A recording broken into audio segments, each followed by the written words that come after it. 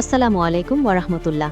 দর্শক মণ্ডলী, আইবিএন নিউজের নিয়মিত এবং সবচাইতে গুরুত্বপূর্ণ ও নজিরবিহীন এক ঐতিহাসিক সান্ধ্যকালীন আয়োজনে আপনাদের সবাইকে সাদর সম্ভাষণ ও স্বাগত জানাচ্ছি। সাথে আছি আমি সাবরিনা, এবং আজকের এই সন্ধ্যাটি হয়তো শুধুমাত্র মধ্যপ্রাচ্য নয়, বরং সমগ্র বিশ্ব রাজনীতির এবং আধুনিক সভ্যতার ইতিহাসের গতিপথ চিরতরে বদলে দিতে যাচ্ছে। কারণ আজ সারা দিন ধরে আমরা বিভিন্ন আন্তর্জাতিক সূত্র, গোপন গোয়েন্দা সংস্থা এবং মহাকাশে থাকা স্যাটেলাইট থেকে যে সকল গোপন তথ্য এবং হাই রেজলিউশনের ইমেজ সংগ্রহ করেছি তা পুঙ্খানুপুঙ্খভাবে বিশ্লেষণ করলে একটি বিষয় দিনের আলোর মতো পরিষ্কার হয়ে দেখা যায় যে ইরান এবং ইসরায়েল এখন এমন এক ভয়াবহ যুদ্ধের দ্বারপ্রান্তে বা শেষ সীমানায় দাঁড়িয়ে আছে, যা যে কোনো মুহূর্তে পারমাণবিক সংঘাতে রূপ নিতে পারে এবং তৃতীয় বিশ্বযুদ্ধের দামামা বাজিয়ে দিতে পারে।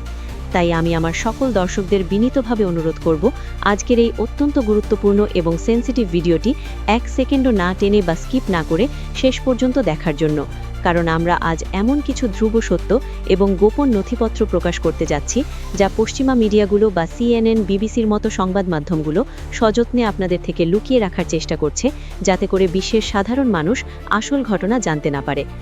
তবে মূল বিশ্লেষণে এবং যুদ্ধের মাঠের একদম গ্রাউন্ড জিরোর খবরে যাবার আগে আপনাদের কাছে আমার বিনীত অনুরোধ, আপনারা যারা সর্বদা সত্যের পক্ষে কথা বলেন এবং যারা এখনও আমাদের এই বিশাল আইবিএন নিউজ পরিবারের সদস্য হননি, তারা এখনই ভিডিওর নিচে থাকা কালো রঙের সাবস্ক্রাইব বাটনটিতে ক্লিক করে পাশের বেল আইকনটি অন করে দিন, যাতে যুদ্ধের প্রতিটি লোমহর্ষক আপডেট এবং ব্রেকিং নিউজ সবার আগে আপনার ডিভাইসে পৌঁছে যায়।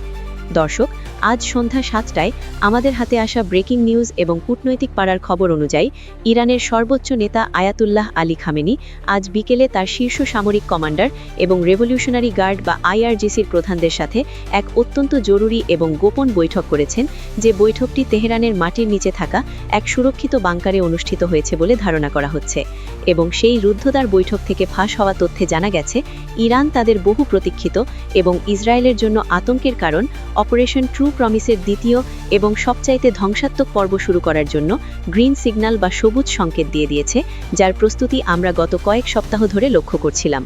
বিশেষ করে আজ সন্ধ্যায় ইরানের ইস্পাহান এবং তাবরিজ শহরের মাটির 100 ফুট নিচে থাকা মিসাইল সিটিগুলোর ভারী ইস্পাতের গেটগুলো খুলে দেওয়া হয়েছে এবং সেখানে হাজার হাজার ব্যালিস্টিক মিসাইল হাইড্রোলিক লিফটের মাধ্যমে মাটির ওপরে নিয়ে আসা হয়েছে এবং আকাশের দিকে তাক করা অবস্থায় রাখা হয়েছে, যার মধ্যে রয়েছে ইরানের নিজস্ব প্রযুক্তিতে তৈরি নতুন প্রজন্মের হাইপারসনিক মিসাইল ফাত্তাহ 2, যা শব্দের চেয়ে 15 গুণ বেশি গতিতে চলতে সক্ষম এবং মাত্র 400 সেকেন্ডের মধ্যে, অর্থাৎ আপনি এক কাপ চা শেষ করার আগেই এটি তেল আবিব এবং হাইফার গুরুত্বপূর্ণ সামরিক স্থাপনাগুলো যেমন নেভাটিম এয়ারবেস বা দিমোনা পারমাণবিক কেন্দ্রের মতো জায়গাগুলো ধূলিসাৎ করে দিতে সক্ষম। এবং সবচাইতে ভয়ের এবং চিন্তার বিষয় হল, ইসরায়েলের গর্বের ধন বা তথাকথিত নিশ্ছিদ্র নিরাপত্তার চাদর আয়রন ডোম বা অ্যারো 3 ডিফেন্স সিস্টেম এই হাইপারসনিক মিসাইল ঠেকাতে সম্পূর্ণ অক্ষম বলে খোদ আমেরিকান পেন্টাগনের সমরবিদরাই স্বীকার করেছেন। কারণ এই মিসাইলগুলো বায়ুমণ্ডলের স্তরে স্তরে তাদের গতিপথ পরিবর্তন করতে পারে, যা রাডারে ধরা পড়ে না বললেই চলে। এদিকে ইসরায়েলের অভ্যন্তরের পরিস্থিতি এখন ভয়াবহ আকার ধারণ করেছে এবং সেখানে এক প্রকার কিয়ামতের দৃশ্য দেখা যাচ্ছে। আজ সন্ধ্যা থেকে তেল আবিবের বেন গুরিয়ান বিমানবন্দরে সমস্ত আন্তর্জাতিক ফ্লাইট বাতিল করা হয়েছে এবং হাজার হাজার ইহুদি বসতি স্থাপনকারী, যারা এতদিন ফিলিস্তিনিদের ওপর নির্যাতন চালাতো, তারা এখন প্রাণ ভয়ে নিরাপদ আশ্রয়ের খোঁজে বাংকারের দিকে ছুটছে, যার ফলে তেল আবিব থেকে জেরুজালেমের মহাসড়কগুলোতে বিশাল যানজটের সৃষ্টি হয়েছে এবং সুপার শপগুলোতে খাবার কেনার জন্য কাড়াকাড়ি শুরু হয়ে গেছে, যা এক অরাজক পরিস্থিতির তৈরি করেছে এবং ইসরায়েলি অর্থনীতির উপর এক বিশাল ধস নামিয়েছে।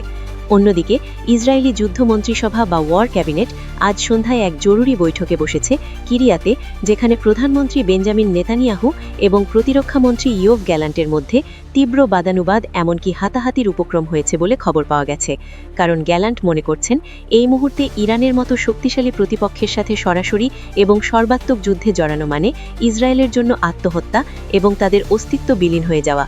কিন্তু নেতানিয়াহু তার ক্ষমতা টিকিয়ে রাখতে এবং দুর্নীতির মামলা থেকে বাঁচতে এই যুদ্ধকে দীর্ঘায়িত করতে চাইছেন এবং আমেরিকাকে এই যুদ্ধে টেনে আনতে চাইছেন, যা ইসরায়েলের সাধারণ জনগণ মেনে নিতে পারছে না। এবং আজ সন্ধ্যায় তেল আবিবের রাজপথে কাপলান স্ট্রিটে হাজার হাজার মানুষ সরকারের বিরুদ্ধে বিক্ষোভ শুরু করেছে এবং তারা নেতানিয়াহু পদত্যাগ করো বলে স্লোগান দিচ্ছে, যা যুদ্ধের মধ্যে এক নজিরবিহীন ঘটনা এবং এটি প্রমাণ করে ইসরায়েল এখন ভেতর এবং বাহির দুই দিক থেকেই ভেঙে পড়ছে।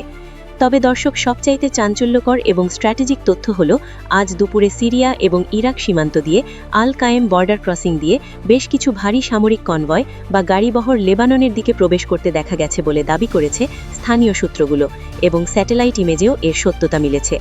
ধারণা করা হচ্ছে এগুলো ইরানের প্রক্সি বাহিনী বা হিজবুল্লার জন্য পাঠানো উন্নত প্রযুক্তির কামিকাজে ড্রোন এবং অ্যান্টি ট্যাঙ্ক গাইডেড মিসাইল বা এটিজিএম, যা স্থলযুদ্ধ শুরু হলে ইসরায়েলি মার্কাভা ট্যাঙ্কের জন্য কবরস্থানে পরিণত হবে, এবং হিজবুল্লার রাদোয়ান ফোর্স সীমান্তে তাদের অবস্থান শক্ত করেছে।